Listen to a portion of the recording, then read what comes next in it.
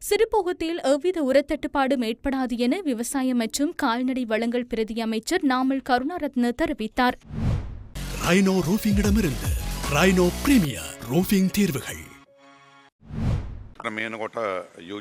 தற்பொழுது யூரியா ஏற்றிய கப்பல் நாட்டை வந்தடைந்துள்ளது. அந்த உரக்கப்பலில் பல்வேறு நிறுவனங்களுக்கு சொந்தமான உரம் உள்ளது. அத்துடன் பல்வேறு விலைகளின் கீழ் கொண்டுவரப்பட்ட உரமும் இதில் அடங்கியுள்ளது. 25,000 மெட்ரிக் டன் உரம் அதில் காணப்படுகின்றது. நாட்டின் களஞ்சிய சாலைகளிலும் தனியார் துறையின் ஏனைய இடங்களிலும் எம்மிடம் சுமார் 1,02,000 மெட்ரிக் டனுக்கு அதிகமான யூரியா உரம் கையிருப்பில் இருந்தது. எனவே 25,000 மெட்ரிக் டனுடன் சேர்த்து யூரியா உர தேவை எம்மால் முகாமித்துவம் செய்ய முடியும். தேவைக்கும் அதிகமாக எம்மிடம் டிஎஸ்பி உரம் உள்ளது.